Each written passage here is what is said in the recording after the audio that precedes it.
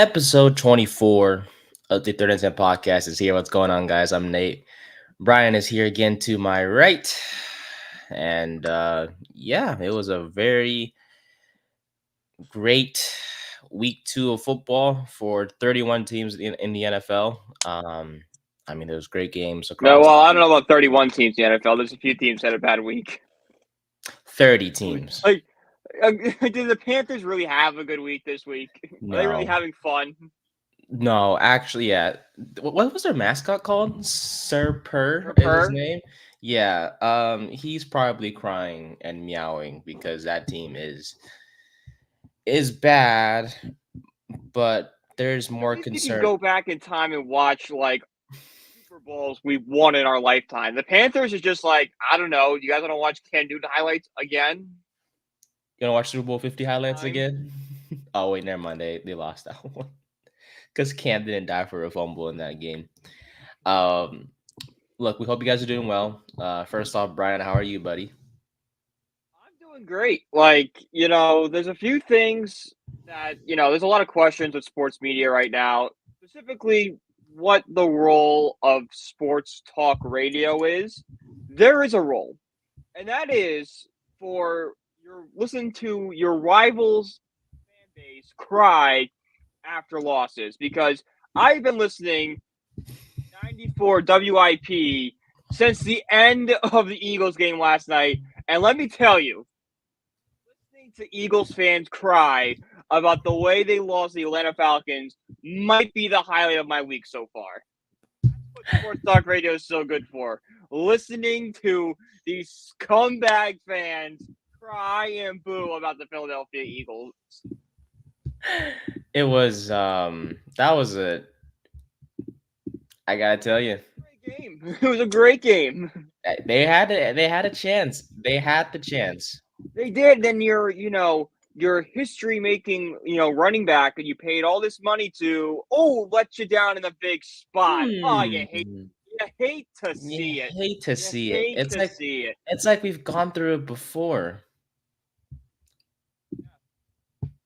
Nah, but we'll definitely dive into that game. That was a great game though. Kirk Cousins Great game. outstanding on that last drive. And yeah, we'll Kirk break that. Cousins for. Yeah, that's why you pay his him. contract for. Yes, you're supposed to win those games, especially against teams like the Eagles. The Eagles are obviously one of the best teams in the NFC, and the Falcons, like 11% of people yesterday, according to ESPN, picked the Falcons to win. So 89% of people picked the Eagles to win. So, outstanding win by Atlanta. Definitely what they need to start the year. And yeah, we'll dive into all of that. And then some Irish talk as well. And then the shocking news around Bryce Young and the Carolina Panthers. Like Ryan mentioned, things continue to get worse over there for that team, the NFC South. So we'll break that down as well. But look, we gotta obviously talk about it. Yeah, let's get that out of the way. Let's get it out of the way. Our Giants, the New York Football Giants, played the Washington Commanders on Sunday. And look, this team needed to bounce back. They needed to shake off that Week 1 game and be like, hey, look, we beat this team multiple times in the Commanders. Daniel Jones is great against the Commanders. Let's get it done. And the Giants were they weren't doomed from the start, but you could see the bad luck start from the jump. Graham Gano, right off the bat. Yeah. Chases down a kickoff, hamstring injury, out for the game. And it's like, fudge. It's like he got hurt chasing down a kickoff, and usually you shouldn't be having that. And Gano was already questionable to play with that groin injury. Well, fudge. Then why is there no backup kicker? That's my question. Gano is banged up. Why not put an extra kicker? If it's a wasted roster spot, it's a wasted roster spot. But then you don't have this situation that we had on Sunday. And then there was like 51 guys active on Sunday. And as you guys know, it's 52 guys that could. 53. So. Hey, 2 spots open for a kicker. Put it on there, just in case. They could have had one. And Dable said no. which is fine. That's fine. Like if he believed that Gano was healthy and ready to go, so be it. I don't know about fine because it's the same thing that cost them the Jets game last year. Was That Gano one. being banged up and missing 2 field goals? If I'm learning from that mistake, like okay, I played an injured kicker and it didn't work. The second my kicker goes down again, I'm gonna have a backup plan ready to go this time. Like Mm-hmm. I don't want to put that all on table, but like that's where like you're not learning from your mistake. You've made this mistake already and it cost us a game. Now it's cost us another game. This is year 3. This sort of stuff can't keep happening. You Mm-hmm. eventually have to learn, like, okay, this guy's down. I need a backup. I know it's a kicker. It could be wasted, but hey, let's be safe than sorry because the entirety of that game changes. All right. The Giants probably left 9 points on the field because they didn't have a field goal kicker. Which was a blessing and a curse because we did see the Giants, go for it on a fourth down, go for 2 points, which was great. Like honestly, as me and right, when we play NCAA with our friends and whatnot, or we play Madden, we don't kick field goals. We go for it on fourth down, or we Mm-hmm. and stuff like that. And it was nice to see the Giants do that. Were they forced to do it sort of because Jamie Gillian could not kick an extra point to save his life? Never again, please. Um, but the Giants. Here's the thing: what it didn't bother me that Janian Daniels got his first win in the NFL. Like that young man, he's an No, outstanding young man. There's no he's hate got a to. lot of wins coming. Yeah, he's a There'll be wins great. against. This will be more wins against us. Like this is Hopefully, this is it's happening. one of few wins against Yeah, us. Hopefully, um, but Brian, it's just, dude. I know the Panthers have a bad. I know that, but I feel like we're worse because every single year, dude, there's always a game where we lose on a game-winning field goal, and it's like with the stupidest ways. yeah. The Giants made history, right, on Sunday. I did. I was Yeah. aware of this. For those of you who don't know, the Giants scored 3 touchdowns on Sunday, allowed no touchdowns to the Commanders on Sunday, and they still lost. They are the first team in NFL history to do that. Bad. It's bad. That's on your defense for not making stops. You have, we talk about all the time. Bend, don't break defenses. Okay, force them to kick field goals. That's all fine and dandy, but eventually you have to make a stop. All right. Mm-hmm. Did not punt at all in this game. I Nope. don't. I don't care what the final result of that drive is. You have to force their team at some point to not put points on the board. Do Mm-hmm. that You if know you how want hard. to win games. You know how hard it is to like force a team to not punt. You know how hard that is for a defense. Like not hard, but how A weird it defense is. with the talent the Giants have on it. Like, Yeah. yeah, it's a lot of unimproving guys, but there is talented. There is a talented group of players. Many people would say the defense is the strength of the Giants. Not on Sunday. Mm-hmm. Like we were so excited. Burns, Thibodeau, all that stuff. Burns has been a pedestrian the first 2 weeks, and I Yeah. don't want to get on Burns too bad because it's been 2 games and he could just be adjusting and figure it out. But we paid you all this money, and if you're not going to perform and make comments in the media how we have to be better than the team, well then you're just going to open yourself for criticism because we need something. We need a big splashy play or something for you to show us why we gave you all that money to begin with. Mm-hmm. Yeah, and we'll dive into defense in just a bit, but we got to talk about offensively.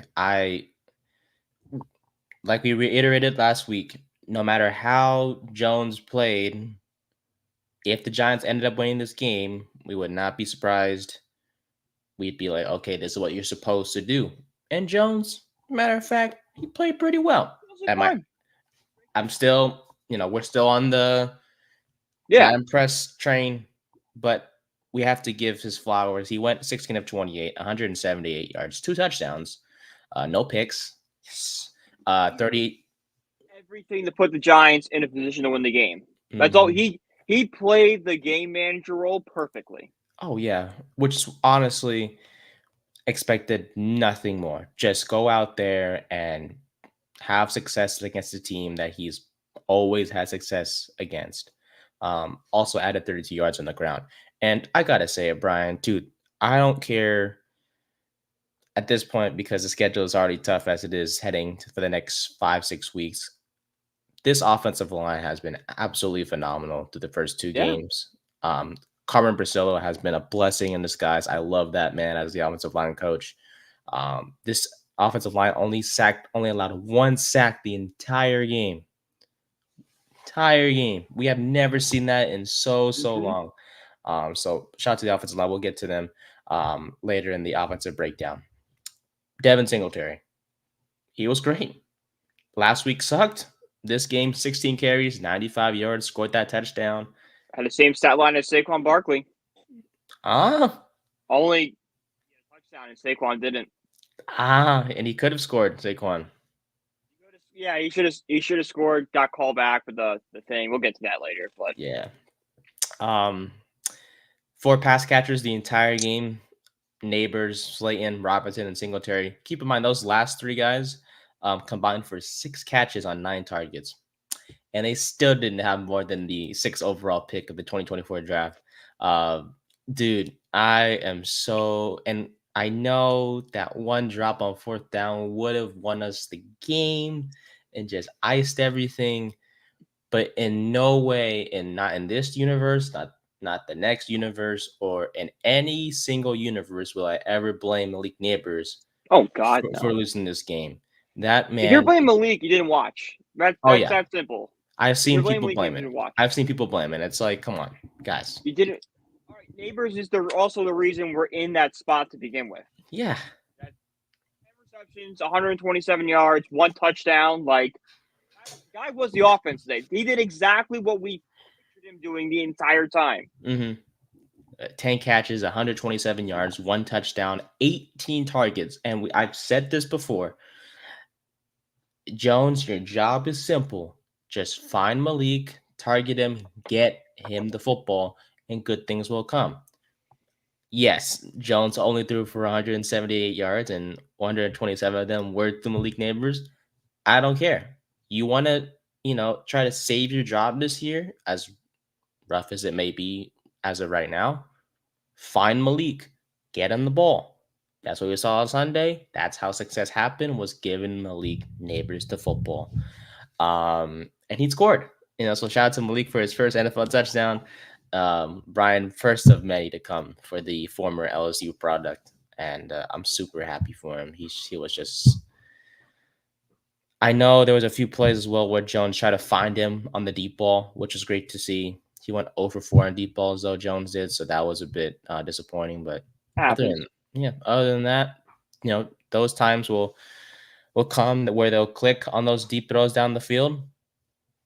He's going to be just fine. I'm super happy for Malik, and I couldn't ask for outside of that drop. That does not bother Yeah, the me as drop much was as the it only. should. It only got amplified because of everything else. Like if Yeah, the defense to make a stop on that final drive, what we're not talking about? The drop. yeah, but because of it, it's a factor. So, matter of fact, what kind of killed this team? Actually, matter of fact, I want to go to the offensive line real quick before we go to the kind of what killed this team in a way. Andrew Thomas had one pressure, which was that sack that was allowed. But look, he's still a top 5 left tackle, no matter how you put it. John Runyon, 0 pressures. JMS, John Michael Schmitz, 2 pressures. Van Roten, 2 pressures. Jermaine Lubinor, 2 pressures. So honestly, this offensive line kept him clean. Like there's no. The fact that this O line just continues to play well this season after so many years in the past of just mediocre or just bad offensive line play, they impressed really well on Sunday, and that's what I like to see. So shout out to those 5 guys and Thomas, Runyon, JMS, Van Roten, and Luminor. Look, the way that right side is playing, man, and Runyon too. Evan Neal sure looks like he's not going to get any playing time. Oh yeah, he's a deadline candidate. Like he's gonna get traded this deadline for like a 6th-round pick, and like you can say whatever you want about Joe Shane with the quarterback and all that. You cannot cannot discredit him about what he did the offensive line this year. All right, that what he's done has going to benefit Jones this year. The next quarterback, they've done a great job of putting the future in great hands by actually building up a roster around him. All right, say Daniel Jones balls out and he's the future quarterback. That's probably not going to happen. But just imagine bring in, Cam Ward, Carson Beck, Shadir Sanders. Whoever comes in is going to be behind a solid offensive line, have a targeted Malik Neighbors, and a solid running game with Singletary, Gray, and Tracy. That's a pretty solid NFL roster. And you have a guy like Wan'Dale Robinson, who's a speedster. Hyatt could be a deep threat. Slayton's kind of your safety net. Set this quarterback up to succeed now. So that's where we have to look at Joe Shane is. Don't look at the quarterback and let Barkley go. Look at everything else in the roster that's kind of going right now. Mm-hmm. Yeah, this team is built for the future. You have a number one star wideout. You have complementary pieces behind him at wide receiver. The running game isn't the greatest, but it'll get the job done. And you have an offensive line that so far through 2 games is looking really, really good. They look like a top 10 unit. Whether people want to believe it or not, because of how bad this team is, we can't let that, affect the offensive line because they played extremely well, like I mentioned through the first 2 games. But that's the thing, though. They played 2 great games, the O-line did, and that's been wasted because of these 2 losses. What killed this team a lot, Brian, was limited opportunities. And I don't want to say because the Giants had 7 drives, the Commanders had 8. So you would think, okay, that makes no sense. What I mean by limited opportunities was the time of possession, because the Commanders' time of possession was 37-32, and we're going to directly go to defense after this stat. So the Commanders had the ball for 37 minutes and 32 seconds of the entire game. The Giants, on the other hand, had the ball for 22 minutes and 28 seconds. Ouch. Yeah, really, ouch. Ouch. And the Giants, with those 7 drives, touchdown, punt, touchdown, fumble, punt, touchdown, turnover, and downs. So 2 of those drives, the fumble by Singletary, which, come on. I get it. It's just, that was frustrating to see that fumble. And then turnover and downs because of the Malik drop. That was, obviously tough. But Daniel Jones, I don't ever, and for this past week specifically, does not deserve any blame or anything like that. Could he have thrown for more yards? Yes, but come on, he barely had any time on the field. 22 minutes is a quarter and 7 minutes. Quarter and change. Got a quarter and a half on the field. Yeah, that's absolutely ridiculous. And we're gonna go right to the defense, because you got to be kidding me. I just. That's the loss. It's on the defense. The loss is 100% on its defense.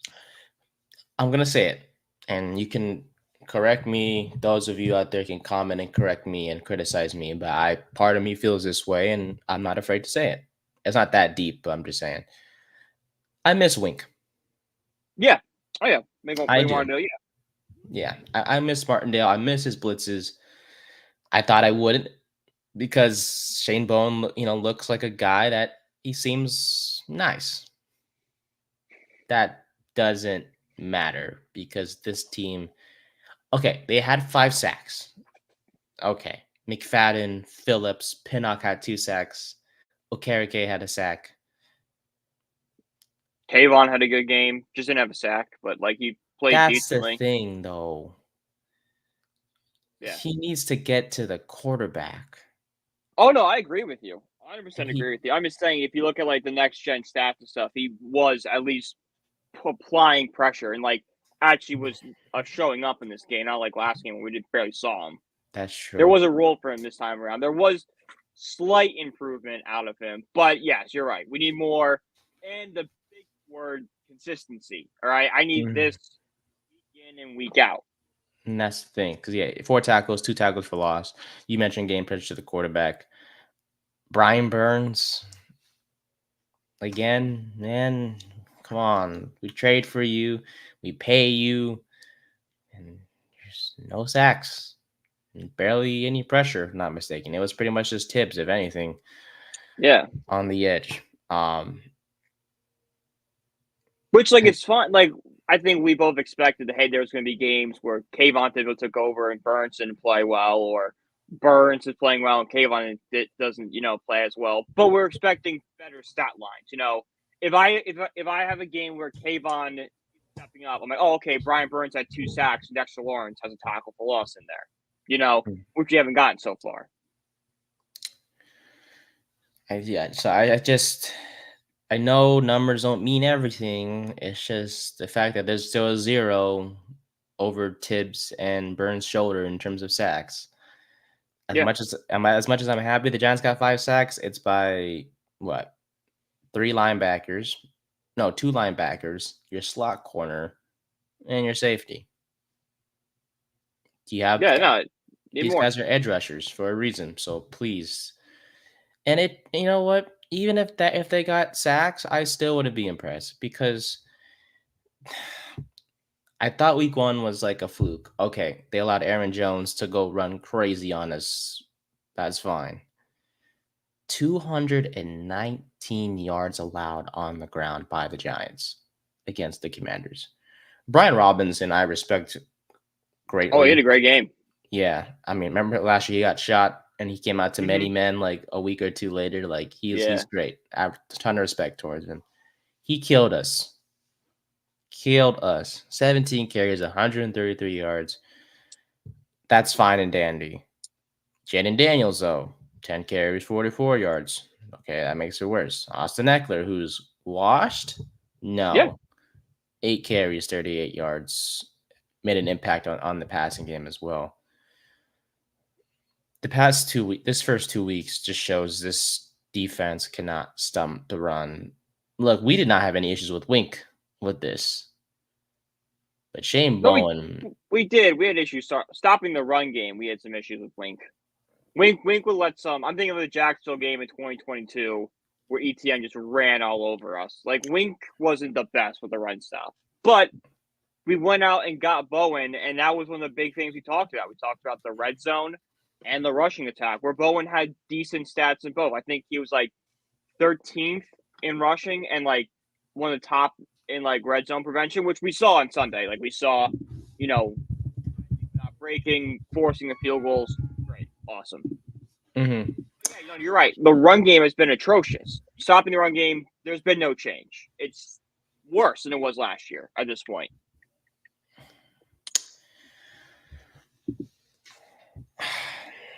I don't know. For some reason, I don't know why my brain's thinking like, oh yeah, Wink, our run defense was slightly better with Wink compared to what we've seen from Bowen so far. But so far, yeah. Again, it's not much. That's not a good thing, but yeah. Yeah, it's like slightly better. Okay, but at the same time, it's still not better. At least Terry McLaurin did make an impact. 6 catches, 22 yards. Deontay Banks didn't shadow him all the time, but Giants secondary did limit McLaurin's impact, so that was great to see. I will say our rookie class this year, especially our first 3 picks, have impressed a lot. Neighbors on the opposite side of the ball is great, but Tyler Nubin, 5 tackles. He looks like a mainstay on this defense. He played the entire game, didn't miss a single snap. Super proud of him. 2nd round pick, as you guys know. He looks like a mainstay on this defense. May not have an interception yet. It'll come eventually. Interceptions are hard, guys. Like, there's a reason why they only have like 2 or 3 a season. It's not easy. Like, these guys are not programmed to catch balls. They're programmed to knock them away. But he was great. He looks like a mainstay on this defense, and I'm super proud of him. These first 2 games has played extremely well. And Andrew Phillips, Drew Phillips, however you want to say his first name, very impressive. He was all over the field. 12 tackles, had a sack, 2 tackles for loss. 7 of those tackles were solo tackles. He looks absolutely great. He did get hurt at one point, but overall played an outstanding game. For a guy that is brought in to be just a slot corner, a nickel corner, he looks great, dude. I'm doing a lot better than just that. He's doing a lot more. And people have been criticizing Joe Shane's drafting recently, mostly centered around Kayvon and Evan Neal. you cannot criticize him for what he's done this year. This has been a home run draft class so far. I know it's only been 2 games, but there's a lot of pieces here that are going to be big, proponents of the next great Giants team comes from this Mhm. draft. Yeah, and the future is bright for this team. It's just Mm-hmm. it's hard to see that when your team isn't winning and this Giants team is not winning so far the first 2 weeks. A couple things I want to note. Snap count wise, Jalen Hyatt had 11 snaps played. So once again, limited playing time for the former third round pick in 2023. Definitely a bit of concern, right, Brian? Because this guy, Oh, super concerned. What's going on? Like, why is he not in the game plan? What's going on? remember when that Dallas coach or Dallas scout was talking to Hyatt at the combine or whatever, and he was like, "You have one skill set, and that's your speed." I ain't gonna lie, he may not be wrong because No, he hasn't done much. He hasn't done anything at all. No catches, no no. targets, nothing. And it's like, yes, Slayton's there. I get it, but you But you drafted should Hyatt. be. You're talented. You would think you're talented enough being a third round pick be better than Darius Slayton. Darius Slayton is a very average wide receiver at best. All right, I think we've said it many times in this show. He's only receiver number 1 because of how bad the Giants are, Hmm. not because of anything he does. Yeah. So hopefully, I don't know, Hyatt gets more playing time. We know last week that Dable said that they have specific packages for Hyatt or something like that. And well, we didn't see any of that because only 11 snaps is not a lot. Then clearly it's not a big portfolio place. Clearly Yeah, it's like 6.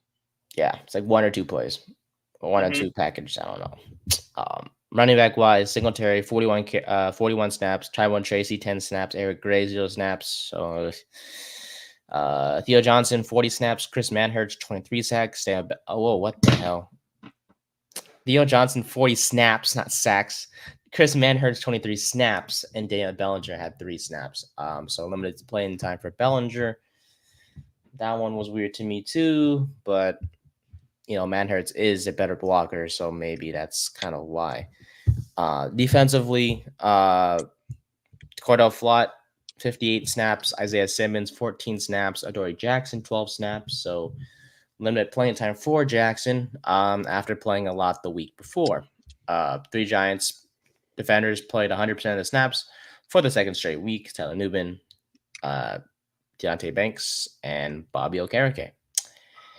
Like stink. Yeah. Giants were 3 for 3 in the red zone. Commanders were 0 for 6. Giants faced 8 third downs. Commanders faced 13 third downs. EPA per play, Daniel Jones was in the 75th percentile of quarterbacks this week. Daniels was 69th percentile.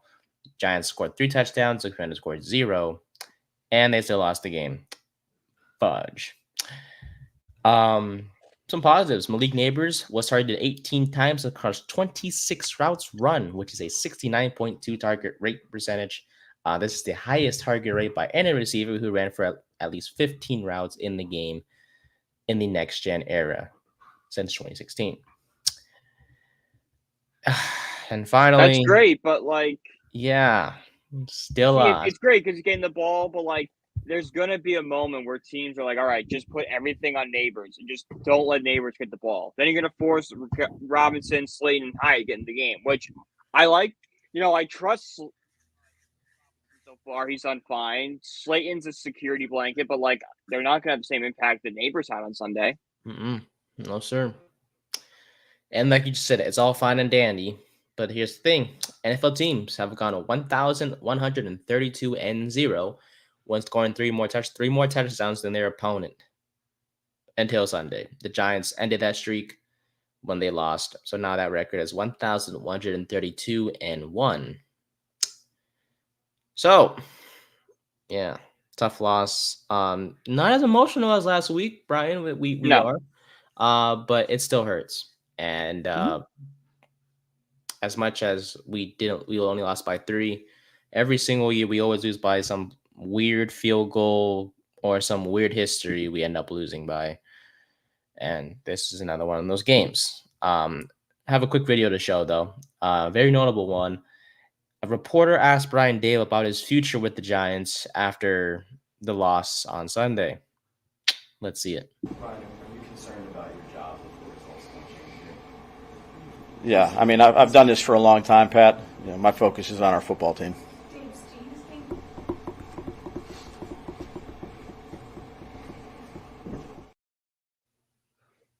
That death stare, oh, I'd be Yeah. embarrassed. Look, I love Dable. I do. Like, you will never see me call for his firing. I mean, I know it's been a while ago, Brian, but what he did in year one was absolutely great. Like, that was refreshing to see this Giants team win under him. Mm-hmm. Last year was terrible, injuries, whatever you wanted to call it. Yes, he had the whole kicker mishap last year. He had the kicker mishap this year. But first off, you don't ever ask a coach about their future after 2 games, really. Not to be Second, general, because you're not going to get a good answer from them. mm-hmm. Like, you're not going to say, like, yeah, I'm concerned. Like, oh, that's going to be a red flag. It's going to be a generic, like, I'm just focused on this game, or like, no, I'm not. So it's just a bad question to ask in general. It's just the wrong time to ask it. Yeah. I don't know. But yeah, look, in no way am I going to call for his job ever. I love him. He just deserves to have his guy. Mm-hmm. He doesn't. I'm not going to call for his head until he has that guy. Now, let's say he gets Carson back. Hypothetical. Get Carson back, and then 2 seasons from now, it's the same problem. Then yeah, okay, let's look at coaching at that point. But when you're just kind of given Daniel Jones and it's just arranged marriage and you have to make it work and you're kind of forced to make it work, I kind of step back for a sec. I'm like, all right, let's give you your guy. This might not be your fault. Let's give you who you handpicked to be your quarterback. Mm-hmm. Same thing with Joe Shane. Like, mm-hmm. No matter how many people say, oh, well, he could have got a quarterback, he could trade it up. He tried. We literally saw him try on Hard Knocks to get Drake May jump up to 3 to get Drake May. He could not. And he could have got Jane Daniels. No, he could not, because he would have to trade up to 2 and you had to get the whole future. This isn't draft day, man. This isn't the movie. Doesn't work like that. Doesn't work like that. Okay, so well, yeah, if he trades up for Jane Daniels and Drake May, great. Now those guys are like have to be guaranteed jacket Hall of Famers or fired next year. Joe Shane. Yeah. And those guys need to grow, to develop. Can the Giants have that patience? Well, I don't know. In New York, it's tough. Yeah, it's tough. Especially when it's been a decade of losing. Like, the fans are sick of it. They just want to win. Are you saying, like, all right, we got to wait longer for a quarterback now? It's like, oh, come on, guys. What are we doing? Mm-hmm. And, of course, like you mentioned, Brian, at the beginning when we started, right? The whole Graham Gano situation, we should have elevated a kicker. Knowing Gano was hurt just to be safe. We could have promoted Jade, whatever, just McNamara. Yeah, whoever the guy in the practice squad, the worst string, the backup is. Bring him on. Exactly, just to be safe. But yeah, they didn't do that. What's the worst that can happen? Oh no, we the backup kicker sit on the bench. All right. Nobody. No one cares. 53rd man on the roster didn't make a play. Okay, I can name you 6 guys who didn't do anything on Sunday. But yeah, just a tough loss for us. Yeah, I think you lose to Minnesota, you lose a game you're supposed to win against the Commanders, Brian. It's hard to see a win in the next 5 or 6 weeks. So we might be sitting here for the next 8. So we're on first overall pick watch, unfortunately, again. Yeah. And that's quarterback. And it sucks. We don't know yet. Yeah, it sucks because look, me and you, we started this. We've said it multiple times. We started this last year, to around the midseason part of the year, and it's like, okay, like I knew that heading into this year, in our first full year together, that look, we might have success. No, it's like, are we ever going to have success hosting the show together in terms of this Giants team? I don't know. I'm just hoping we have success, period, because the way it's been, I just kind of look like flashes and then back to just miserable. Like, 6-10 kind of guaranteed seasons over and over again. No real hope that things are going to change. Mm-hmm. Like, I kind of want to see some sign from this team, and I just haven't seen it. I've seen glimpses, like Malik Neighbors. That's a glimpse for future. The good offensive line, okay. Banks and Phillips and Newbin have been playing great. Could that be like a Legion of Boom type? I don't want to put that on them yet, but they could be a dominant secondary group going forward. Like, there is pieces, but like I just need to see a cohesion. I don't need to see groups anymore. I need to see, okay, this Giants roster is playing well, not the Giants secondary is playing well. The Giants O line is playing well. This is playing well. This is playing well. No, I need the whole team to play well. Yeah. Next, 5 opponents: Browns, Cowboys, Seahawks, Bengals, and the Eagles. So, yeah, 0-7. Winnable games. Against the Browns. About it. Yeah. You're not beating Dallas. No. Seattle. Well, I don't know. If Evan Singletary goes off like Alvin Kamara did, they could beat Dallas. A man can pray, buddy. A man can pray. Yeah, no. But they probably lose to Dallas, probably lose to Philly. Seattle's definitely a loss. It's in Seattle, right? Yes. Oh my God, they're screwed. Yeah, 12th man. Oh, kidding. Mm-hmm. All right. Yeah. So proud of Malik. Proud of Andrew Phillips in this game. Other than that, 0-2, man. So we'll see if the Giants. 0-2. Another season looking down a long, long season. Just start caring about college. Just watch the quarterbacks. Imagine. Time watch to Georgia. Do some scouting. We gotta break down that one later on when we talk college football. All right. Week 2 takeaways. By the way, this is not soda, I promise. It's just water. It'd be bad if it was soda. Nah. Week 2 takeaways. Oh yeah, of course. Root beer is my favorite. How about yours? Right, I guess. I don't really drink soda as much as I did. Oh, okay. Yeah, just me. I kind of grew out of it. Am I a kid, Brian? Like middle. No, you're not that. I'm just saying, like around middle school, I just kind of stopped drinking soda and just went to like water and stuff. I don't know why. I just kind of. I'm good. And, healthy man. I don't know about healthy. Like, I'll have a nice rum and Coke now and then, but. Well, there's a lot of games that were played in week 2, Brian. Was there any games or any takeaways you got from week 2 by any chance?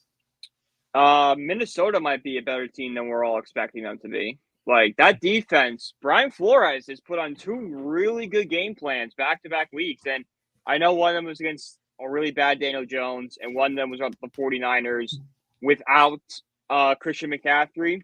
But still, there's enough talent on that Niners offense, and they should be able to withstand losing a player like McCaffrey and still play pretty well. And Minnesota, hats off to them because, I know Lions kind of own that division, but with Malik Willis playing quarterback for the Packers, there is an opening for them. And, the Bears looking lost and just kind of focusing on Caleb Williams' development. The Vikings have a shot at a playoff spot, which, who would have said that going into this year with Sam Darnold as your quarterback? No one did, but the team around Darnold is pretty good. The offensive line is good enough. Aaron Jones seems to be just like he was in Green Bay. Good enough. Yeah, it's good enough to win games. Defense, you just mentioned, was great, and then they have the best receiver in the game, in Justin Jefferson, who burned that Niners secondary for a 97-yard touchdown. So that was good to see by them. I'll take a game like. Oh, actually, I do want to mention for that same game as well before we get the rest of the takeaways from you. Look, I in no way am I blaming Brock Purdy whatsoever. No, but hey. My question has always been, if he doesn't have the pieces he had around him, can you succeed? Well, no CMC. Yes, you won last week against the Jets. Congratulations. But that's the Jets. But that's the Jets. This is the Vikings. It took Will Levis making the worst play in NFL history for the Jets to beat the Titans the other day. Yeah. Like and I'm sure the Jets are gonna, turn it up. However, my question has always been, can Purdy win if injuries happen to other players? Yet it is out of his control. Like, injuries are out of his control, but can he perform when he doesn't have that all-star group around him in CMC, Debo, Ayuk, Kittle, Trent Williams, and friends? That next level. Mm-hmm. Can he go to that next level with just the quarterback? Like Peyton Manning could, like, no matter who he had on the field, all right, Peyton Manning would have a shot to win this game. Mm-hmm. Can he be that guy? Mm-hmm. And he hasn't had CMC. Debo got hurt against the Vikings. Ayuk hasn't looked. He looks like an overpaid receiver. Not surprised, to be honest, because that's what happens to players who get paid. They either get injured or they just suck. And Ayuk has done that. Kittle had a great game, but he got hurt too. I'm just saying, this Niners team has a lot more question marks than we thought. But I'm not gonna sit here and act like I'm right. That's not who I am. I love talking about the game of football. But I did have concerns. If he doesn't have his all-star group around him, can he perform? And honestly, he looks mediocre. Yeah. I'm just like a seventh round pick. Not exactly, because statistically, numbers wise, he doesn't look like that. But yeah, I mean, but he's not getting it. He's being that game manager that's been elevated to what people think he's a really good quarterback. No, he's just a better version of Kirk Cousins. And no disrespect to Kirk Cousins, but a better version of that with a lot better weapons around him. Mm-hmm. Like, if you put prime Kirk Cousins on the Niners right now, the Niners have a dynasty. It's probably them and the Chiefs every year in the Super Bowl against each other. Mm-hmm. Like, Kirk Cousins is like the standard of like what a game manager should do. Like, he doesn't do anything flashy. Nothing is going to make you go crazy. He's still a really just good, solid quarterback. Yeah, Niners fans should look at Sam Darnold and be like, oh, he has Justin Jefferson and Aaron Jones, and that's it. The average Niners fan would do that if the Niners fan that's more into it's like, oh, well, they have Addison and they have and a good offensive line. Okay, well, who would the Niners have? Like I just said, CMC, Debo, Ayuk, Kittle, a great offensive line led by Trent Williams. They've top 5 people in like every position. Mm-hmm. Like CMC is probably the best running back in the league. Ayuk and Debo are probably top 20 receivers, you would say. Mm-hmm. Kittle's a top 3 tight end when healthy. The line is solid. Not much weakness going on there. So Debo's out multiple weeks. CMC, we don't even know when he's coming back. He's actually, no, we do know he's not going to play the next 4 games because he was on IR, put on the IR. Is Ayuk going to step up? Like, he doesn't look. He has to. He has to step up. Mm-hmm. But he hasn't. And it's like, what is going on? That is like a major question mark. And Kittle, I think he's okay. I just know he got hurt. I don't know exactly. He got carted off. I know that. I didn't really look into it past that point, but he got carted off. Yeah. So yeah, Debo has a calf strain. He'll be out for multiple weeks. McCaffrey injury reserve with the Achilles tendonitis. And then you just mentioned George Kittle, who there's no report saying he'll miss multiple weeks. But as of right now, there is no report saying he's fine. Nah, there's no reports whatsoever. So we'll see later in the week when we have our second episode. and we'll see about Kittle. But as of right now, okay, no, see, he's fine. Sorry, my apologies to you listeners and viewers. He is fine. He just had cramps, got an IV on Sunday. He's He getting is carted fine. off for cramps. Oh my God, come on, Kittle. I'm kidding. We love you, Kittle. I love you. I love you, Kittle. But yeah, Kittle and Ayuk will be major focal points for this Niners offense in these next Fancy few owners, weeks. watch out. I will say, Brian, fantasy has been complete crap. Yeah. Yeah. It's just this season, it happens every year. Injuries happen every year, but this season feels like the worst injury-riddled fantasy A season. lot of the stars are getting hurt. Yeah, that's what I noticed. And I have a list of players that let me take a look actually of guys notable injuries per se. All right, ready. Puka, IR. He was a first round fantasy pick. CMC, IR. Isaiah Pacheco, fractured leg. He'll be out multiple weeks, 6 to 8, I think. Mm-hmm. By the way, that Chiefs team, they barely beat the Bengals. Mahomes. They beat the Ravens too. Like they win, but 2 hard fought wins. Easily could be 0-2. Yep.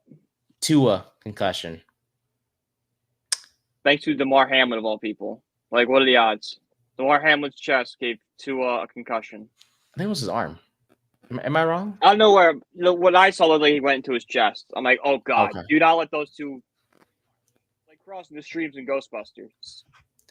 Not to make a funny joke, but someone said that DeMar has a 1-to-1 kill death I did ratio. see that, yeah. I did see that. People are dirty, man. Like, oh God, come on. Let's have... Justin Jefferson knee, Cooper Kupp ankle injury, Jordan Love knee injury, Jordan Addison ankle injury, David Njoku ankle injury, Kenneth Walker's week to week, Raheem Mostert chest injury, T. Higgins hamstring, Jake Ferguson knee, Keenan Allen heel injury, didn't play Sunday night. Thanks a lot, because my fantasy team that I have in another league had him starting, and then Evan Ingram hamstring. Yeah. Oh no, Evan Ingram. Yeah. Justin Jefferson, by the way, sorry, quad contusion. My apologies, but okay, so that's like sit out a couple weeks of practice. Yeah. Ready to go on Sunday. His quad is bruised. Yeah. That's what happened. You ever had a bruised quad? It hurts. It hurts. But yeah. And yeah, any other takeaways, Brian, from week 2? I'm sure you have a few others. I got a few not rookie quarterbacks, but young quarterbacks not being ready, like Caleb Williams, Anthony Richardson, most likely. Like, we're all expecting these great hype things, and I was all on Caleb before this was going to start. Like, he's very emotional. Watch out. Like, it's not going to be a transition that one thinks it is. We saw it Sunday night. I don't think he played horrific, but he definitely was, definitely struggling, especially in that second half. And Anthony Richardson was expected to take this massive jump forward. I really think we're rushing him, guys. Like, Anthony Richardson was not a great quarterback in college. Like, he's a very good physical guy for a quarterback. He's got the build, he's got the arm, he's got all that. But when you actually look at his numbers and watch his film, he's not great. Like, he's not a guy that could just transition to be a week 1 starter, right? He needed that time to sit and develop. Now, he got hurt last year and kind of got that then. So expect the growing pain. So I think we all need to, not call him a bust by any sense, but just slow down and be like, hey, this was always going to be a project guy. We just rushed him really fast. Now we're just kind of have to take it slow with him. And same thing with Bo Nix. Like, Bo Nix has really looked bad so far. Like, really bad. But situation of a guy that did not play great in college and probably needed a year or 2 on the bench to learn and be up to speed for an NFL offense. He can't just go week 1 and just go. I don't care what Sean Payne says about him. I don't care how many comparisons he has to Drew Brees. He's not Drew Brees. I do wanted to add on to that, but I'll wait until the next segment when we talk about that other young quarterback in the NFC Quarterback. South. The Yeah, big story of a the big week, I would say. story. But you're 100% right. Like I think these days we want things to happen right away that we're not CJ patient. Stroud. Everyone wants CJ Stroud to be Yeah, their quarterback. like the people saw Stroud and it's like that's what I want. That's what I believe. You mentioned a Bo Nix, a Caleb Williams, an Anthony Richardson, a Jaden Daniels to an extent. You want that, and unfortunately, that happens once in a blue moon because we didn't expect Stroud to play that well last year. Yeah. Yeah. Many people, I including myself, had Stroud as a bust. Like Oh. Stroud was an Ohio State guy. Like that's not a Yeah. great track record. He's probably not going to transfer to the NFL. Mm-hmm. Sometimes we're wrong. I'll admit I was wrong. Yeah. Uh, And that's the thing, we just you have to be patient. You have to let guys develop. And unfortunately, you know, you can't always get a CJ shot. You just have to be patient and wait and hope for the best that there's going to be a time where that young quarterback does perform to your expectations. And when that time comes, you'll be ready for it. That you just have to wait for that moment to come. The But yeah, growing pains. It's exactly. kind of like when you're like on your first day of a job, you don't know everything, so you're being trained. Mm-hmm. And about like after like I would say a few weeks to maybe a month, you get comfortable and you can kind of you don't need your helping hand anymore. You're kind of like, okay, I can do this on my own. Similar thing for a quarterback. When they first get in there, it's like, all right, they're still learning. There's growing pains. Then once they get comfortable, you'll see the talent you saw at college or high school that you're expecting to come to the NFL. Yeah. So, but yeah, we'll get into the young quarterback talk in just a bit. Any other takeaways, Brian, by any chance, from week 2? I think people are severely underestimating the Bengals. Like, this is a really good Bengals team, and they're gonna be fine. Like, I know they lost to the Chiefs, but they played a really hard-fought game against the Chiefs, and they're fine. Like, I know they're 0-2, but this is a team that could still very well be the first seed in the AFC East, in the AFC, if the Mm-hmm. Chiefs kind of struggle here. Mm-hmm. Yeah, and hopefully T. Higgins comes back healthy for the Bengals. But they played a close game against Kansas City. They always play close games. It came down to a game-winning field goal once again by Harrison Butker for Kansas City to win. Yeah, Um, it's like a miracle with another bad penalty. Like, what's the Bengals making all these bad penalties? Stop making bad penalties against the Chiefs and win some ball games. or maybe it's the refs and the Chiefs working together. Ooh, get a tinfoil. Get a tinfoil out, guys, for making hats. Hat time, people. They showed Taylor Swift a good amount of times during that game. I'm just like. By the way, Travis Her Kelce. boyfriend didn't do anything. Really? Yeah, that's. You just beat me to it. Really, Kelce? Come on. Really? One catch, dude, for like what? What? I drafted that guy. In all my league, I literally have Kelce. I traded for him in a dynasty league I'm in. I'm like, yeah, Kelsey's got a few seasons left. Oh, it's really bad so far. Yeah, like maybe the whole like Swift thing would like motivate him to show like, hey, I still got it. I was seeing someone like Taylor Swift like, yeah, let's go. I'm gonna be the best. Yeah, like she can do really well at her concerts. I'm gonna do well on my job. No, so Titans Jets, another notable game. The Jets won, but Will Levis is another young quarterback that's struggling. I mean, Will Levis is just bad. yeah, He's just bad. So far I'm wrong, man. I believe in them. I know you cost me some money. I'm like looking at I was just staring at the future half and I'm like, this is gone. This money is gone right now. What was the bet, if you don't mind me asking?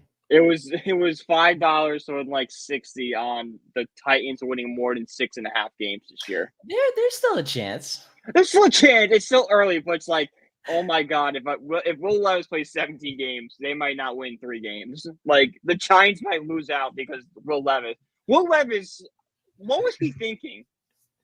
Yeah, it's the same thing as week 1. Why is he, What is this? What is that? You're not a shortstop. You're not Mahomes. I know Mahomes credits being shortstop, but like Mahomes is a once in a generation athlete. You're from Middlebury, Connecticut. Calm down. He went to Kentucky. Okay, you were a second round pick for a reason. Let's like Patrick Mahomes played in like the Big 12. Like back when the Big 12 was just like, let's just throw the ball downfield and just see what happens. Yeah. There was no defense we speak of in that None. league. Great example of that game. Remember when Mahomes played Mayfield? It was Oklahoma. Yes, versus exactly. Dude, that game was crazy. That was a great game, but the worst part is that was just a typical Big 12 game back then. Like, okay, like it was a little elevated with like the point stuff. Like every game was like, 50 to 40. Like yeah. The over under in the Arizona Kansas State game was 61.5. Like they were expecting some scoring. Yeah, points are supposed to be on the board when it comes to the Big 12 apparently. So but yeah, I not so much anymore with like realignment and stuff like that, but like let's hope there's some sort of like, let's hope Texas Tech just continues to it's like F it and let's just go with the air raid still. But yeah, Levis definitely needs to just relax and chill and not make crazy plays because so far it hasn't worked out for him. And there's weapons in Tennessee with Ridley, who has emerged as the number one guy.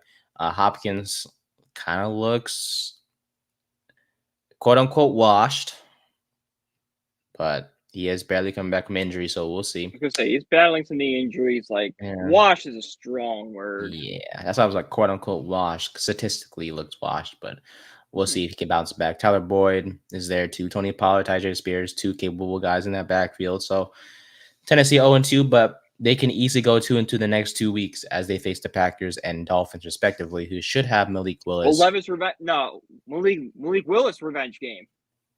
Yeah. Which, by the way, didn't look too bad against Indianapolis. Great play calling. Great play calling by Matt LaFleur.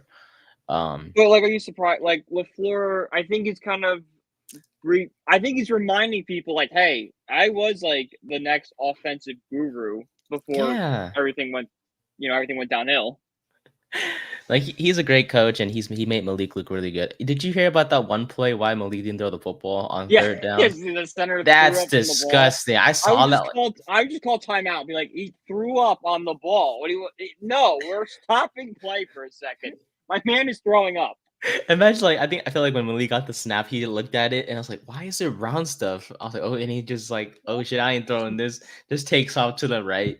I'm just that was just... You hear the ref went to look on the floor after. You hear what he said to him? He goes, The ref goes, hey, if that happens again, you want us to stop the play? And the floor goes, yeah, I would appreciate that. I appreciate you to stop the play. Or something along those lines of, yes, idiot, stop the play. If my player is throwing up on the football.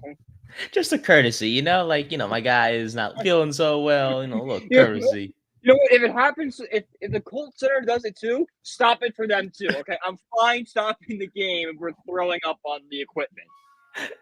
Oh, that was disgusting to see, but, overall Packers. 15 times and laugh, with just all the context around it. I'm like, this is disgusting, but it's also so funny. They're just like, keep going, I guess. Just go, guys. That my starting quarterback made the decision to not throw the ball and just run it himself because the center threw up on the football. What if it slips? Yeah, but could you just imagine the interception? He catches the ball like, oh my god! It's like, ew, why is it round stuff on there? Just fumbles and fumble, and then it's just a whole mess for the ball. Same play in football history. What was it for, like a tush push and like those guys, like the throw up was like in the middle because the center threw up like in the middle of the field. What if like it was a tush push and it's puke? Oh my god! No one gets down on the ground. No one on the ground. And then one more game. I know I'm gonna let you just take this one. Monday night, Falcons with a clutch 22-21 win over the Philadelphia Eagles. It came down to a fourth down play. Saquon Barkley was thrown the ball by Jalen Hurts, and deja vu. Barkley just butter fingers is all I'm going to say. Butter fingers for Mr. Barkley on that play. You could have sealed the game, and in your home debut, instead of being this hero, you are the villain. You're the reason the Eagles lost that game. And there's more reasons than that. Like, the defense got to make a stop when you got Kirk Cousins going down the field. Like, Kirk Cousins, all-time, if you want to teach a kid how to lead a game-winning drive, show him that one. Kirk Cousins in a hostile Eagles environment. Like, that was a loud crowd last night. Like, you heard it when C.J. Gardner-Johnson stuffed him for the stop on fourth down, and he ran down the field with his helmet off, and that dork Sirianni was running after him as well. Like, that crowd erupted. So the fact that Cousins almost made it seem effortless going down the field, chef's kiss. Kiss for every Eagles hater watching. Like, you just loved every second of that play. And then the interception at the so good. I'm listening to those scumbag fans boo their team because they're so disappointed. Oh my God. I almost started crying last night. I'm like, this is beautiful. This is absolutely beautiful. Okay. This is what football's supposed to be. Oh yeah, Jesse Bates with that game clinching interception for the Falcons. And yes, the Eagles didn't have AJ Brown, but they still moved the ball pretty decently with Saquon and Devontae Smith and friends. But Jason Kelsey in the booth with Aikman and Buck. Yeah, that was nice to see. I didn't like he was openly rooting for the Eagles, but like I think if he actually had like a job like that, I think we would see him more mutual. Yeah, I think we'd see him like he's just rooting because like he's supposed to be like that character right now. Yeah, he's not actually calling the game. Mm-hmm. Like he's just that guy on the side, an analyst, of course. He's obviously an intelligent human being. But when you're, I don't blame him at all because it's his former team at home on a primetime stage. Like honestly, it was funny to see him, as much as it was hard for him to show it, to not show it, rooting for the Eagles. He was rooting. He was like cheering when they scored a touch. I was like, "Yeah, there you go." I'm like, "Okay, yeah, you lost it, bud. You're no longer an independent." When they were talking about the center, Cam Jurgens, he has so much enthusiasm when he was talking about that too. So it's heartwarming to see. I know he misses playing for sure. A lot. And it was very cool to see him like talk about the tush push. So I'm like, all right, that's the guy who's like, we a lot of its success. A lot of guys, including myself, are like, this play's not going to work without Kelsey anymore. So it's cool seeing his perspective of what's going on with that play. Yeah, like anyone can stop it. I think it's him. I think if I'm a defensive coordinator, I would call out Jason Kelsey, like, hey, now you're retired. Like, what do we do to stop this thing? Yeah. So, but yeah, overall, I know you had a great time watching the end of that game between Atlanta and Philadelphia. So yeah, shout out to the Falcons for a clutch drive. Falcons, shout out Kirk Cousins. What a way to earn yourself. Yeah, I feel like a lot of teams, a lot of guys were like out on them because they lost the game to the Steelers. That is a statement win that you rebounded against what many people are considering one of the best teams in the NFC. You're still in this playoff race, bud. You deserve a spot in this playoff race right now. Mm-hmm. That's why you get paid the big bucks for as a quarterback. And Kirk Cousins got the job done. Drake London with the game-winning catch. And then, yeah. Okay. Couple more things. We'll start with the young quarterback in Carolina. Big story happened yesterday. Out on Monday, when coaches get interviewed the day after the game, they're asked about, the performance. And Dave Canales, the new head coach for the Panthers, was asked about Bryce Young. And he gave Young basically reassurance that he will be the starter, that they still believe in him and everything like that. No, sorry. He was asked this on Sunday night. Mm-hmm. Then he watched the film on Monday and came out and said, we have benched Bryce Young for Andy Dalton. You mentioned young quarterbacks earlier, and that was actually, I'm glad that you did, because this man, Bryce Young, was the first overall pick from the University of Alabama. 18 games played, Brian. He's been in 3 different offenses in 2 years. Last year was his rookie season. It's been 2 years. No, not even that. He's entering his 2nd season. And yet, he's being benched. He's gone through 3 different offenses. He's still learning. And I get it. He's 2-16 as a starter. He's thrown for 3,100 yards so far. He's had 11 touchdowns and 13 interceptions so far in his career. He's had 0 touchdowns, 3 picks in 2 games, 245 total yards. I think I'll let you go first. It's just, isn't this is sad, dude? And I just yeah. We've seen this before. Like, I brought up a few times. I'm still kind of playing with the article idea of the shell-shocked quarterback. Like, the quarterback that's in such a bad situation, they lose all confidence and just look lost out there. And we've seen it with Daniel Jones. I blame a lot of Mac Jones' problems on that as well. And I think it's fair enough to say that that's a lot of Bryce Young's problems as well. Like, I'm not saying Bryce Young, if he goes to Houston, is going to be as good as CJ Stroud is. No, obviously not. CJ Stroud was special, all right? And would CJ Stroud be the quarterback he is in Carolina? Obviously not. But when you have all these different coaching, it's hard to blame the quarterback when it's like, okay, you're at such a stable position in Alabama with Saban. And I know the offensive coordinator changed a few times, but you're still at, the pinnacle of college football. There is stability. There is a culture. Go to a team like Carolina, who has the worst owner in football, who's gone through multiple regime changes in a very short period of time. No wonder he's struggling, because he's going from the top to the complete polar opposite. And this is a guy who had a lot of, I want to say problems, but he had flaws. Like, he was the first overall pick because he's a quarterback. But, if you put him in the 2018 draft or the 2020 draft, he's probably the 4th quarterback taken off the board. I'm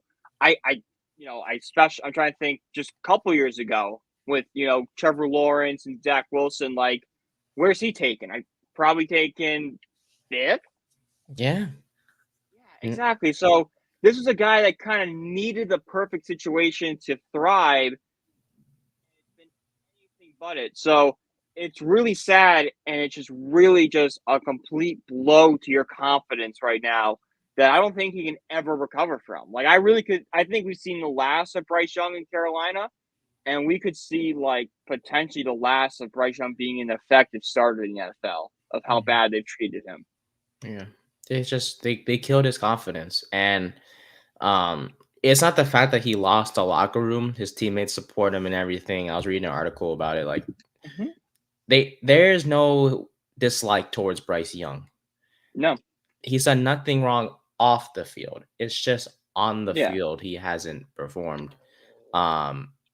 Because first 2 games they've lost by 60 points combined.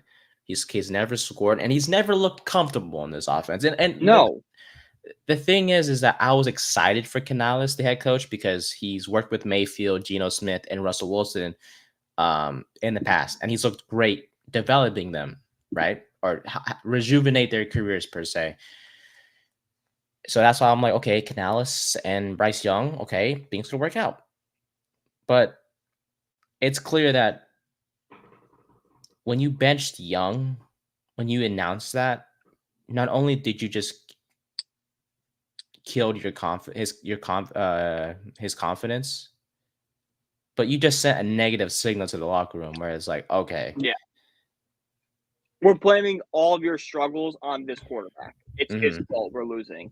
Andy Dalton gives us the best chance to win. And does he? No. Nice. No, because no matter who's back there at quarterback, the Panthers are still going to have one of the worst records in the league. So why not just try to ride it out with Bryce Young and fix it, on the field, rather than him sit on the bench and kill confidence? Like, as bad as the Giants are, there's something to look forward to. In terms of, you have weapons, actual weapons on the Giants. Malik Neighbors is one of them. You're seeing a core is developing on the Giants. We could be like, okay, we're not good now, but in 3 years, if we have Neighbors, Newbin, Phillips, Banks, Avon, Burns, they they all play to what we think they can play, this is going to be a really good Giants team. Mm-hmm. There's something to look forward to offensively and defensively, but mostly offensively in this particular topic with Malik, and that young offensive line that's developing and continue to look Yeah. good. Even like That's something. Robinson can give Yeah. you like hope. Like, okay, this is a solid. Like, I Yeah. can see it's gonna be a great slot guy. Like deep balls. Like we have. There's something here. There's a Yeah. blueprint being laid out, and I can see the vision. I see where we're going. It's just frustrating to watch as know. a Giants fan. It's exactly. It's like, oh my god, like, can we just fast forward? It's actually it's like when you're playing NCAA, Yeah. you take over a team in the first season, you're like, none of these guys are my guys. So you're just kind of like simming and trying to get to the point where, like, all right, these are my recruits. Yeah. That's what we're going through right now with the Giants. We're like, just need the rest of this team, and we can't sim. We have to just sit and watch it. Yeah. If you're in Carolina, what future do you have to look forward to? Mm-hmm. Right? There's nothing there. There's nothing. There's no talent to really speak of. You know, the front office leaves a lot to be desired because you have a terrible owner, you know, a GM who botched the Brian Burns situation so badly to the point where at one point they could have gotten 2 first-round picks for the guy and settled for a second and a fifth. You made the worst trade in NFL history, trading away DJ Moore, multiple first-round picks, and second-round picks for a seeming bust in Bryce Young. Mm-hmm. Head coaching that's kind of been a circus act the past few years. Like, you need someone to almost come in and just fire everybody and just completely start over from the ground up. Be like, all right, new owner, new GM, new coach, new offense, new defense, new all of it. Yeah. And the CMC trade.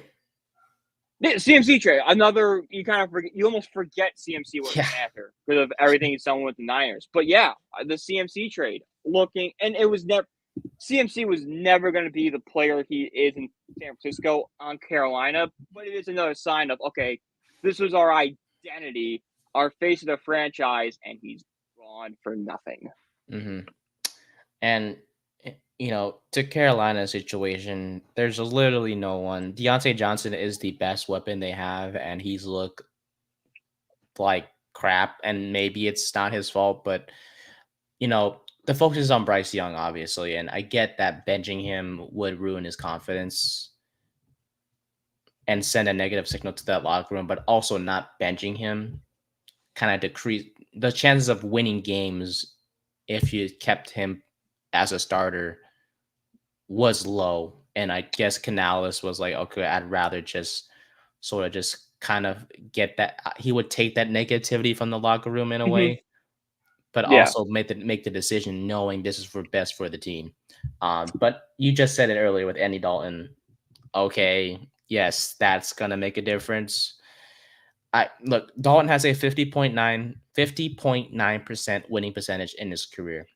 Shockingly, I don't know how, but that's how. Because he's on all those really good Cincinnati teams before Burrow. Yeah, that's what it was. He just was a decent roster around him, and Marvin Lewis was a good enough coach to win regular season games. Mm-hmm. Marvin Lewis is kind of like the Brian Kelly of the NFL. Just really good regular season guy, just fumbled in the big spots. Yeah, which is what the Bengals did. Dalton has started 30 games for 4 teams after he lost his job in 2019. Mm-hmm. He's not going to make things worse, but he's not going to make it better. Make it better. Yeah, that's the thing. And that's the thing. The Panthers could always go back to Bryce Young. They can always go. This is the key word is they can always go back to him and let him reset and try to have a rebirth of sorts. But if you're Bryce Young, waking up today, having a day to process everything, you're thinking like, okay, you know, these guys kind of just gave up on me like this. There's no way you fix his confidence. Like, I don't care when you put him back in. You shot his confidence already. He's played for 3 coaches: Frank Reich, Chris Tabor, don't know who that Tabor guy is, and barely 2 games with Canales. There's no And when you put patience. Young back in, he's going to be looking over his shoulder the entire. Every mistake is going to be Yeah, amplified. It's like, yeah, oh my god, I threw a pick. Am I going back to the bench now? yeah. Every time he makes them, it could be as simple as his receiver dropped the ball, but it's gonna be like, did I throw the ball in the right spot? Is that going to look bad on tape? Am I now going to go back to the bench? Like, there's no recovering from that. You've broken this man's trust. Hmm. Kind of not similar, but for some reason, what came to mind was the Eli Manning benching for Geno Smith that one game. It's like you disrespected a veteran because you thought Geno Smith was better. Newsflash, he wasn't. We still lost to that Raider to the Raiders in that game. Um, but Yeah, this is that a was a young, mishandled situation yeah. way before that. Like, the word choice McAdoo and Mara used was wrong. It should have been like, we're not winning. We just want to see what else we have on this roster. If the Giants approach that as we're just trying to see the future, this has nothing to do with Eli Manning, the fan reaction is a sadness that we benched Eli, but it's not the visceral hate that led to McAdoo and Reese being fired 2 days later. I think Mhm. it's more of a, okay, we understand what's happening. We don't agree with it, but we get it. We need to win, and we need to see what else we have.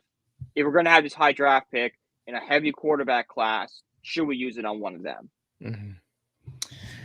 So yeah, it's just this team is very talent deficient. And if I'm Carolina, if I could go back in time, if I'm Dave Canales, I watch the film and say, look, I know the film looks bad, but I want to keep playing young. Just give him a chance to develop. And Andy Dalton isn't going to make things any better. This team is very bad, even outside of the quarterback position. They're 30th in EPA per play allowed on defense. They're 24th in pass block win rate, and they're 28th in run block win rate. So they can't block to save their damn lives. No. The defense lost Derek Brown for the year. He's out on injured reserve. That just begs the question, does this mean quarterback in 2025 in terms of the draft? Could be. Could be. Could be. I wouldn't be surprised if Young gets traded this offseason. Would you consider us as a consideration? I would consider it right now. You could go out and trade for Bryce Young at this very moment in time, or by the trade deadline and give him like an actual audition. I would be okay giving up a late round pick for it. In terms of off season, I would kind of just want to stay away with it. Just get the new guy in here. Let's go. Go draft him. So if you're going to get him now, let's get him now. Get him now. Get him now and let him play with this team in front of him and see what he can do. Do you think teams are calling the Panthers as we speak? I think there's definitely a general interest among teams. I don't think it's anything like serious. I think it's like the quote unquote kicking the tires. Like, hey, if we were interested in Bryce Young, what would it cost us? Okay, all right, we'll get back to you on that. Kind of like that. Just kind of like just perusing, like, oh, let's test the waters here. What's going on? The most I give up is a second. I don't think I give up a sec. I think I give up a third or fourth, but ideally I would want to give up like a fifth. I just feel like based off his draft position. Yeah, Yeah, that's taking into account, but like it's also like you don't give up like a second round pick on like a plus quarterback. Like I'd rather use that on like a premier position. Kind of just wait. I feel it. So I guess prediction wise, is Bryce Young going to be put back this season? Yeah, Bryce Young will be put back probably like week 8. He'll go back in there. Okay, kind of going to be the rest of the season. Every week's going to be like, all right, is it Bryce Young this week or is it Andy Dalton this week? Who knows? And it's just a disaster. Panthers have a 2% chance to make the playoffs as we speak, and a 0. They had 2% chance to make the playoffs when the season started. You son of a gun. And the Panthers have a 0.4% chance to win the NFC South. So, ouch. All righty. Super Bowl is just like, we'll give you, you know what the national debt is? You win that much money. All righty, buddy. All right, college football, baby. This is all you, man. Wow, what a bounce back, isn't it, for the Irish? Yeah. You needed a statement win, and you got one. You're leading 42-0 at halftime and won the game 66-7. You brought in the backups for a majority of the second half, and I know it's Purdue. Purdue's not great. They kind of struggled against the run game too, but just the fact to win and like you saw some signs like okay, Ryan Leonard still worries me as a passer, right? There's a few times on Saturday where there were wide open guys down the field and he tucked it and run, but he did show off the athleticism. Pairing him with a Jeremiah Love and a Gerard Pace, like this team could be a really good rushing team, and that could kind of be our identity. We had the defense played well, the backups behind them, like Kenny Urlacher, DeBrusque, they look really good. So a lot of positives on this Notre Dame team, a good step in the right direction and a good bounce back, but there needs to be a lot more for me to be back in 100%. I'm like, gosh, I'm okay. I see it. I need to see more of it. Okay. Yeah, that run game, you guys, I was reading your article, which, by the way, you guys can check out Brian's article on bellyupsports.com. His debriefing of the week 3 game against Purdue. Great stuff. But yeah, run game was great. Now, look, you guys have an easy game again against Miami, Ohio, but things kind of get... Northern Illinois, though. Like, there's no easy game now. Nope. Plus, you guys have New Louisville in 2 weeks. Concerning. That's concerning. But definitely, I mean, this going to buy back in, beat Louisville like you beat Purdue. I'm back in. Okay. Hey. Back in. I mean, okay, this team can make a run. You have one job, Irish. Get it done. Right. But yeah, running game was great. Defensively, obviously, you guys are outstanding. So I was reading part of your article. So you guys were up 21-0 before the half. And you said in a blink they were up 42-0. In 2 minutes, they scored like 3 touchdowns. Huh? I don't even know. The worst part is I saw it. It was 21-0. I'm like, all right, I'm gonna go to the bathroom real quick. I came back and it was 42-0. What? Like I was gone for 5 minutes. I did not take that long. I'm trying to find out because I personally didn't watch the games, and that's on me. I swear to God, I saw it. It was like a touchdown, a pick six, and like a fumble recovery. It was insane. Okay, yeah. Ryan Leonard had a 13-yard touchdown run with 2:10 left in the second quarter. Pick six by Boubacar Traore, and then a 70-yard touchdown run by Darian Prince. Yeah, exactly. In the span of you literally see the time marks: 2:10, 1:32, 4 seconds. That's deflating, man. If you're Purdue, it's just like, really? Could you imagine? I think if I was a fan of Purdue, like a student, I'm like, I'm going back to my house and drinking. Like, I'm done with it. Prevent defense. Prevent defense. You know, it's... no prevent defense. It was oh boy, he's gone. But shout out to the Irish, man. Great win. You guys are 2-1 now. Should be 3. Should be 3-1, right? We should be, but should be 4-0. Like it might be close. We'll see. Good in horseshoes and grenades. All right. Before we go, buddy, any other takeaways from the college football game? I know Colorado played against Colorado State. I watched a little bit of that. Yeah, they look fine. Colorado's still a circus. Like you can't really expect anything from them. Did you see the guy that drove on the field? Yeah, I'm like, come on, guys, what are we doing? Enough. The football team itself is a big enough of a distraction. Now the fans are getting into it too. Like Deion's got to do. Like I know this kind of comes with Deion, but like there's a lot that's going on. It's just not Deion Sanders related. That's just making this just an absolute like a good college team besides the Florida Gators can't run like this. Florida State lost again. Yeah. DJ Uiagalelei is a horrific quarterback, and Mike Norvell cannot win without Jordan Travis. That's simple. Norvell should be fired. Why he still has a job is I don't know, but he won't have one next season. Yeah, and I think game of the week is one of the games of the week on ESPN is Florida State and my California Golden Bears. So hopefully we embarrass the Seminoles as well. Yeah. And then the new number 1 team in the nation, Longhorns. Dude, Arch Manning. Holy crap! I don't care if it was against UTSA. Yeah. It looks good. I'm just saying, I don't want to, but if we have to, I don't mind waiting. No. I'm doing this now. Okay, No. We're putting a stop to this right now. Okay. And all you Giants fans, I've seen this on Twitter all weekend. Okay. Yours of you saying that we should wait 2 seasons for Arch Manning, stupid. For those of you, it's not just you. There's more of them out there. There's also people out there that are saying Bill Belichick is going to come in and fix all the problems. Did you not watch 2022 and 2023? Okay, Bill Belichick, greatest coach of all time. Love Bill Belichick. 8 Super Bowls, never be touched again. He would be quite possibly the worst decision you can make to bring into this Giants team. The game has passed him by. We're seeing right now we're doing the Patriots, who I kind of forgot about them. Sneaky dark horse team in a playoff hunt.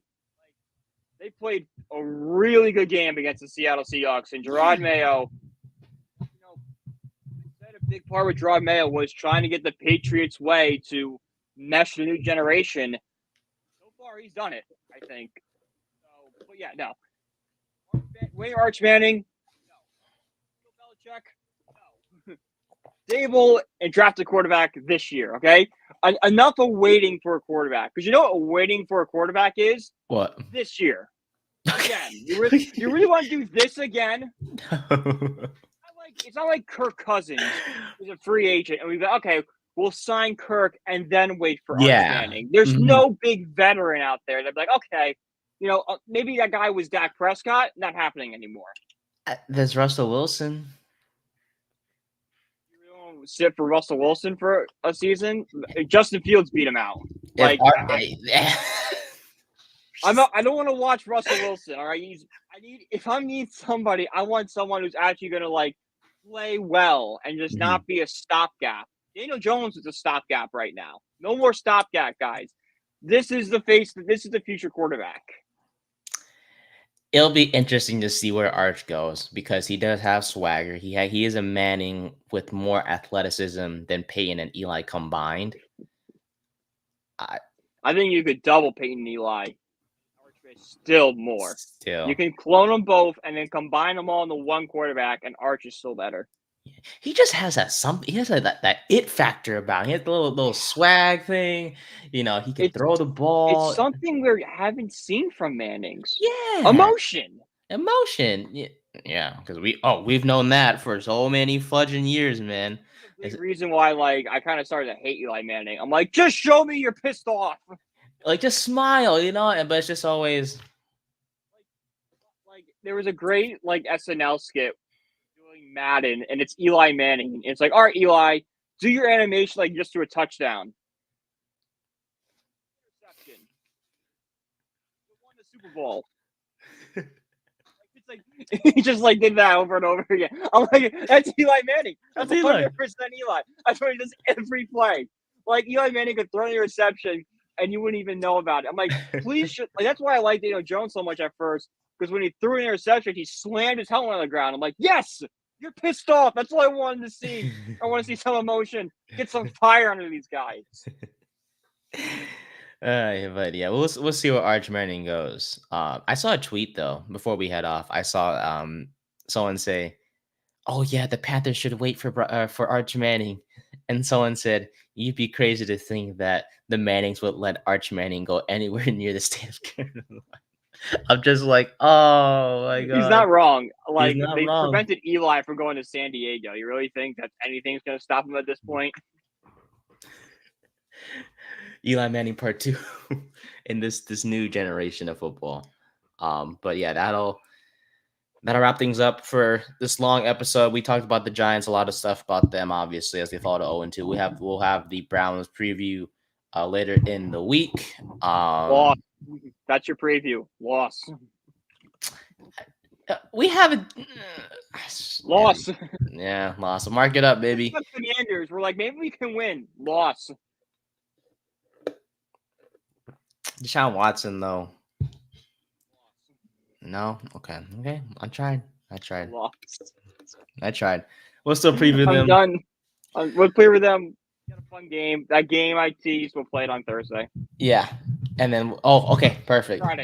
We'll play Friday. Friday. Okay. Yeah, so we'll do that. We'll talk about the rest of the week 3 slate. So Friday, that means the Thursday night game between the Jets and the Patriots will be played. So that could go two ways. It's either going to be a crap show or it's going to be really good. I'm leaning towards the former in terms of the crap show. So, all right, buddy. Well, thank you so much as always. You can find us, you listeners and viewers, if you reach this far to the episode, we appreciate you. Make sure to subscribe wherever you get your podcast, Spotify, Apple Music, etc., and also subscribe to our YouTube channel at Nate Productions for all that. Plus, follow us on social media. We have gotten that up again recently on Twitter and Instagram at 3rd and 10 Pod. For Brian, I'm Nate. Thank you guys so much, and as always, go Giants. And yes, we will not be waiting for Arch Manning. I promise. No, or Bill Belichick.